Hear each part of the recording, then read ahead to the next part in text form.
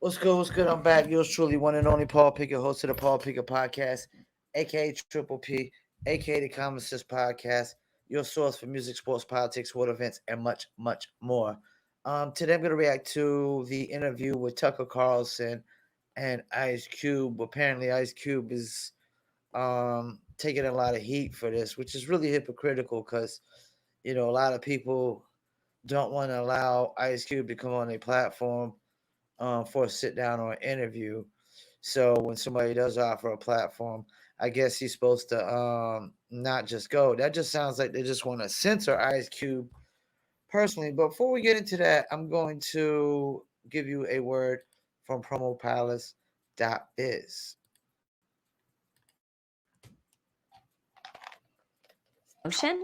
Then look no further than Promo Palace LLC, your one-stop shop for all music promotion services.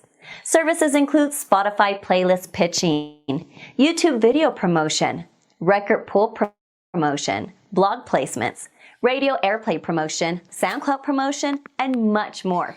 With over 2,000 customers and over 10 years of experience in online promotion, Promo Palace LLC is a company you can trust. For more info, please go to promopalace.biz. See you there. That's right. You heard a beautiful lady. If you need online marketing promotions for your music product, brand, or service, please go to promopalace.biz. All right, let's get into it. Tucker and Ice Cube, Don Mega. Do an interview with anyone, you're doing an interview with me. Obviously, you're going to take abuse for doing that. Like, why would you do that? Because I think it's silly not to talk to people. I think whether we agree or not, right? That has nothing to do with it. It's like, this is what it's. Yeah, let me stop right there. This idea that you're only supposed to bring on people to do interviews that you only agree with 100%. What? That's the dumbest shit I ever heard. I mean, like, if that's the case, then nobody should be doing no fucking interviews. Nobody should be interviewing anybody because nobody agrees 100%. It be like Breakfast Club saying, "Yo, we gonna only bring on musicians that we agree with 100%." That's crazy, and that makes for like terrible TV. That makes for a terrible sit down when you agree on every single thing. Let's keep it moving. It's all about. Let's talk about it. Let's debate. And I've been shut out. Wait, that sounds like right-wing extremism and whataboutism. But I've been shut out. Some platforms will not have me on. Why?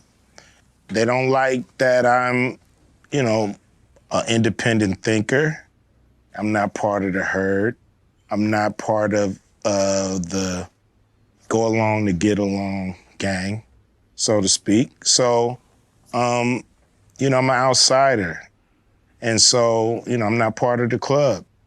So I have to go places for one that I'm welcome, and where I can voice my opinion without somebody, saying I'm a bad person and that they never want to have me on their platform again.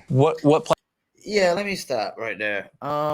Yeah, like if these people are sitting there saying, "Hey, well, we don't want Cube on our platform," and then he goes on somebody else's platform that welcomes him, what the fuck are they bitching and complaining about? I mean, shut up. You got your panties in a little bunch, because all it is they want to censor Cube. That's what this really leads to. They don't want him to come on their platform, and they don't want him to go on anybody else's platform either that they disagree with, because they just want to censor Cube, and nah. So it only makes sense to just go on platforms that you're welcome. And why would you want to go on a platform where people are going to constantly attack you and berate you all the time? Like, or if you know they're already going to attack you, berate you, if you can't just have a civil discussion, a civil sit down, and things of that nature. Let's keep it moving. Platforms have banned you. I've been I tried to go on The View. They didn't have me on The View. Why? Well, a few of the guests just really didn't like where I was coming from. So, or a few of the hosts, I mean. So that's what I was told by the producers. I don't know if the producers was just copping out and using some of the hosts to not have me come on and explain myself, but You'd be a good booking for them. I've been on there before. Yeah. It's just when I've became an independent thinker, when I've, I'm not, I don't follow their brand of politics, I guess. But if you can't think for yourself, then you're not really. Ice Cube has always been an independent thinker. But when he says independent thinker, he don't mean that he just became an independent thinker. He means his thinking is independent of the people who don't want him to come on their platforms. That's what he's really saying. Some people would take it as, oh, he just became an independent thinker. Nah, he was an independent thinker back in the NWA days, but he's basically means that his thought is independent from theirs, and that's the problem. Really free, are you? No, you're not. You're not. But I've been excluded. I've been excluded on Oprah. On Oprah? On Oprah, yeah. I've been excluded. Yeah, man. I would think you'd be the person Oprah would want to promote. I mean, you grew up in South Central. You were successful at a young age. You have dignity. You say what you think. Like, I thought that was the goal. Me too. I don't know what it is, but, several of my, I had a movie called Barbershop, Yeah, I remember. That I wasn't invited to participate with the cast. I produced a show called Black White. Like, I love Barbershop, but I didn't know that. He said he wasn't invited to participate with the cast. Like, he's literally, the main guy in Barbershop in all the parts. Great series too, hilarious. Cedric the Entertainer is great. I mean, can you imagine that, like, being the star of the movie and you're not invited to participate? You talking about trying to blacklist somebody or blackball somebody. That's it right there. That's fucked up. And it was a very controversial show. And once again, they had the whole cast on, but I wasn't invited. And so I don't know. On Oprah's show. Yeah, so I don't know what that's. But Oprah's obviously a saintly, godlike figure who's revered by all decent people. Why would she exclude you? I really don't know. That's something that I would love to find out. But I can't tell you, if there's a single thing that I've done or said to her. Have you noticed that it is more controversial to criticize Oprah than to burn the American flag? Really? Seems that way. I've never heard anybody criticize Oprah. Me neither. Do you think it's political or do you think it's deeper than that? I mean, you're not like a right winger. No. You don't even seem that political. No, I'm not really. I'm pretty much, just want to do right by the people, So if that comes through political means, that comes through the private sector, wherever it comes, I'm down to work with whoever's down to do something right for the people. So I remember reading you say something along the lines of, I didn't vote for Trump, I'm not a Trump voter. You actually attacked Trump at one point, but you were willing to meet with Trump. Do you think that crossed a line? I think some people didn't like that. But I think it's idiotic. Enemies meet. Right. You know, they talk. I'm pretty sure. Let me stop right there. Enemies meet. There's a lot of times before wars, especially back in the days, leaders of the armies try to go together. Hey, yo, you see what I got over here? We about to fuck y'all up. You can surrender now, or let the women and children, everybody go. Da da da da. You know, even after the war, enemies meet. Sit down. All right, we whooped your ass. Uh, we still gonna let you live and run the country, but we're gonna put sanctions on your ass. You know, like what's the saying? The purpose of war is peace. If the purpose is war is peace, enemies have to sit down and meet at some time before or after the battle. You know, so he's right on that. Like we're in a society where if you dislike somebody, you can't have a civil conversation with them. And you disliking them based off of their political beliefs. You haven't really sat down with them, had a conversation with them, hung out with them, um, and see if you actually could enjoy their company. You know, like just because somebody's a Democrat doesn't mean I can't sit down and enjoy their company, unless they feel they can't sit down and enjoy my company because I don't align with their political beliefs. That's the thing. I don't judge friends based on, you know, what are you Democrat? Are you Republican? Are you libertarian? Like, what kind of shit is that? Let's keep it moving. There's some communication between Russia and the Ukraine right now. Somebody's on the phone talking to somebody, trying to Work shit out. Trying to work come up shit with out. a solution. So we just got to talk. That's the only way we're going to work this out. You know, I know when the talking stops, the fighting starts. You know, a lot of people, they, think I'm a, I like that. Republican. I'm a right winger.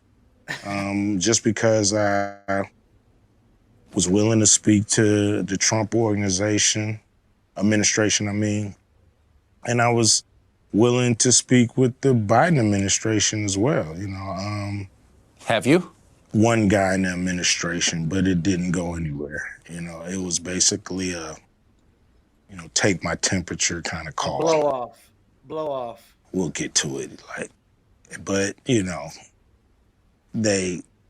they never got to it or never planned to.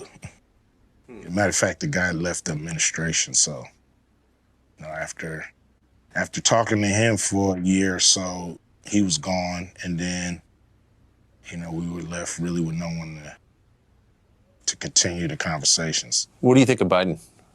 I don't think he's given the people who put him in exactly what they thought they were going to get from him. That's an understatement. Ice Cube is he's trying to be nice about it. And I'm with Ice on this. Like, there's probably a lot of people that would think I'm Republican and conservative, never voted Republican. Might though, because I do like that Vivek Ramaswamy cat from what I'm hearing come out his mouth. He's saying all the right things and whatnot. So who knows? But like, till you actually vote for one side, you can't really label somebody something. And people always want to put labels on people. You know what I'm saying? I like to say I'm not libertarian either, because they're a little delusional. I'm probably, a little bit more what Ice Cube probably is, Elon Musk, kind of more in the middle. Not over here, not over there, but kind of more in the middle, but not so much delusional like libertarians. Like they believe in no war. I mean, it sounds good, but It's not realistic. Let's keep it moving. His most loyal voters, according to the polls anyway, are black voters, particularly black women. Mm-hmm. And those numbers don't seem to change. So no matter what happens or doesn't happen. So do you expect they ever will change? You know, whether they become independents and not vote for anybody who's not bringing it. You know, it's like people want your vote. They have to do something to earn it. If they don't earn it, why are you going down there and pulling that lever? Because the other side hates you. That's the pitch they make. We may suck, but the other side hates you. You're supposed to dance with the person you brought. Yeah. You know? And the person that brought you to the dance, you guys are supposed to dance together. And if that doesn't happen, you got to go find another dancing partner before the night is up and the music stops. I didn't really like that analogy, What do you think of but Kamala I Harris? get it. I mean, obviously she's a great politician to be able to be. Definite overstatement. Because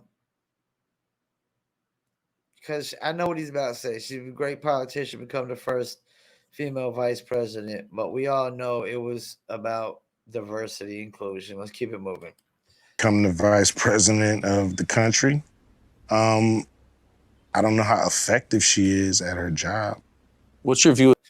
So you sit there and say she's great because she got the position, but I don't know if she's good at her job. That doesn't sound like she's too great of a politician. The police at this point? It's the same, you know. It really is, you know. It's like looking at, like, what's your view of the military? Like, they're the military. They're always gonna be the military. If I asked you this in 1946, you'd be like, they're the military. Yeah. So it's a fraternity. It's an organization that does things a certain way. And I think their philosophy sometimes is detrimental to the people they're serving, because I think cops have a win and make it home philosophy. Win whatever battles you have in the street, make it home at night. And that's actually the most important thing. And everything else, people's rights, doing things the right way, you know, being totally fair and square all the time and not, you know, being a little aggressive, you know, all that comes second to win the encounter, make it home at night. And you can't really fault somebody for thinking that way as a police officer. I'm glad he said that. I mean, because you got to apply common sense to common knowledge. I mean, yeah, everybody wants to go home. You know, it's not like a guy flipping burgers at Burger King really has to worry about too much. Am I going to make it home from flipping these burgers? You know, he might get a little bit of grease burnt on his hand or something, but he'll be all right. It's not like you're going to lose your life flipping burgers, cooking fried chicken, stocking shelves, checking out groceries in the grocery aisle, you know, but they are the, you know, only job besides maybe flying like pilots and whatnot that is like really, really like dangerous, you know, and they get paid almost like regular people wages to possibly get shot at, you know. And you got regular jobs that making more money than them, like in like office jobs or something, corporate jobs or something. They're making more money than them and they never risk their job. You know, lawyers making more money than cops, and lawyers have never really risked their lives like a cop. You know what I'm saying? So yeah, man. I mean, that made a lot of sense what he said. But that's the philosophy. So everything else comes second to that. So guy might not care if he violated your rights. He's gonna win this encounter. He's gonna make it home tonight. And that's all that matters. And sometimes I think that's what we see is an organization hell-bent on winning and not a fraternity or organization hell-bent on upholding the law and doing everything right or by the book, so to speak. Yep. Yeah. And it's just the nature of that fraternity. Maybe of organizations. Yeah, you know, it's they come with a philosophy, and you know, you can try to buck it if you want to, but more than likely they're gonna get you out the way and stay in formation. Do you think that it's harder to be a man in America now than it was when you were a kid? Yes. Saying what you feel, being yourself, is what they call toxic. You know, we shouldn't be called toxic for our instincts and for, you know, I was born this way. What are you talking? Instincts. Let me chime in on that. I'm a laws of nature guy. You know,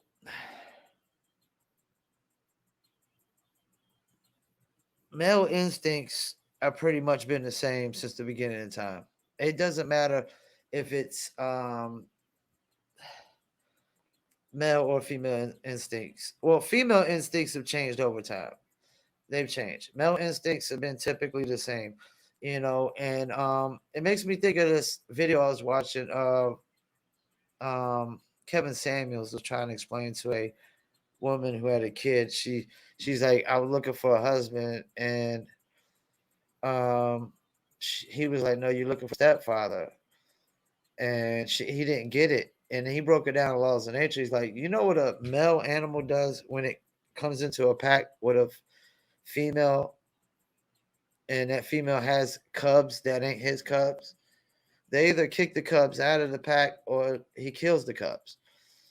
You know, instinct. It's been like that. You know, that's the thing. They literally want to change everything about a man. You know what I'm saying? They want to, because women have changed. Women are feminine now. They want to play the roles of men, so they want men to play the roles of women. That's really what's going on. They want women to play the roles of men and men to play the roles of women. So that's what he's talking about, you know. You know what I mean? Like, why can't we be ourselves? We were born this way too. So there are some groups, like if I say I'm trans, and people say, that's great, you were born that way, we affirm you. Which is bullshit. They weren't born that way. But if you say I'm just a dude with male instincts, you're not affirmed, you're attacked. Yeah, I mean, everybody doesn't really have to affirm you. You know? If I wake up and say, you know, I feel like a pigeon. And I want everybody to treat me like a pigeon. Some people may say, whatever, Q, treat you like a pigeon. But some people may choose to be like, dude, no. That's your go pigeon your ass world. over there. I'm not part of it. And I have to be ready for that. And that's what's going on right now. Somebody is having a delusional mind state, thinking they can become something they can't. And they want us to conform to believing and accepting and agreeing that they can become that. You know, like you said, you want to identify as a pigeon. Take your pigeon identifying ass over that way or that way, you know, but get the fuck away from me. Shoot. It's a big world out here. Everybody doesn't have to adhere to me. That's called narcissism, right? Yeah, It seems like it. Yeah. Seems like You're trying to bend the universe To your to will. your will. And it don't work like that. We've been talking almost all day now. You haven't mentioned race a single time. You've mentioned economics, rich and poor, a number of times. Do you think that we overplay the role of racial conflict in American life? Yes. I think race, it takes up too much space. There's people that we all have in our lives who are our same race that we can't stand. And there's people in our lives from other races that we get along with way better. So it's not about race. It's not. Sounds like the story of my life. What he just said. It's people of the same race we don't even get along with. And people of the opposite race we get along with so much better. I have how many white friends? Like real legit white friends. Going once, going twice. Zero! Zero! When I got hit by a car, how many of my white friends came to see me in the hospital? Going once, going twice. Zero! Zero! Fuck them motherfuckers. All my brothers from another mother came to see me. You know what I'm saying? And, not all of them, but the ones that matter the most. The ones that are most close to my life, my most inner circle, all came to visit me. I had family members, which are same skin color as me, didn't come visit, So, yeah, he's on the money with this one. Not about color and gender and this and that. It's about who do you connect with? Who do you vibrate with? You know what I mean? Who's on the same wavelength? Who wants to be the same kind of person as you? Who wants to do the right thing when you want to do the right thing? I like what he's saying here. Like, that's the thing. Like, I heard something one day. You are the company you keep. I don't hang out with negative-minded people. I don't hang out with full-time criminals out here gang banging and robbing and stealing. And no, like, I surround myself around positive-minded individuals that work legitimate jobs, have legitimate businesses, legitimate goals, aren't looking to get in trouble, just trying to take care of their responsibilities, just trying to better their life, be more successful, make more money, and do it the honest way. Let's keep it moving. That's who you connect with. So I think a lot of people make a lot of money off of the racists fighting against each other and bickering. And they the ones who push it in our face all the time that we're separate. And does feel like there's more of that, doesn't there? Yeah, it seems like it's like you're stuck in a bad movie and you can't get out. Like you can't find the exit and it continues to play on the screen. Yeah. And you're just running around looking for the exit. And this bad movie continues to just haunt you day by day by day by day. That's what we're caught in.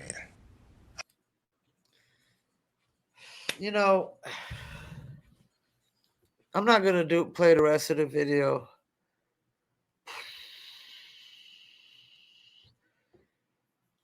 It's really hypocritical what's going on with Ice Cube.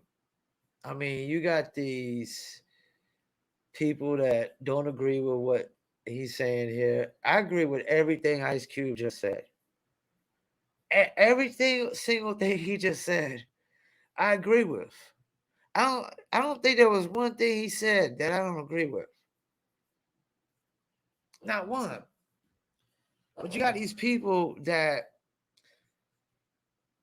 if they don't. If you don't agree with every little single thing that they agree with, they don't want you on their platform. They always talk about deplatforming people and can't cancel culture. See, this is the thing that kills me about you know liberals and their hypocrisies. Like they're always quick to try to cancel culture and deplatform but when conservatives are boycotting, you know, like Bud Light, where's the liberals coming out to support Bud Light?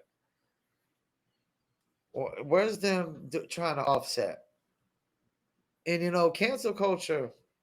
The thing about cancel culture is, yeah, you can make a riff and endorsements can cancel you, but if you're in the business of, like, say, the music business, the only people that could cancel you is your fans. Like someone, like people said, the baby got canceled. Yeah, some of his fans maybe have canceled listen to his music, but for the most part, I mean, the baby is still making a ton of money. Still one of the richest young um, Black Americans in the history of hip hop.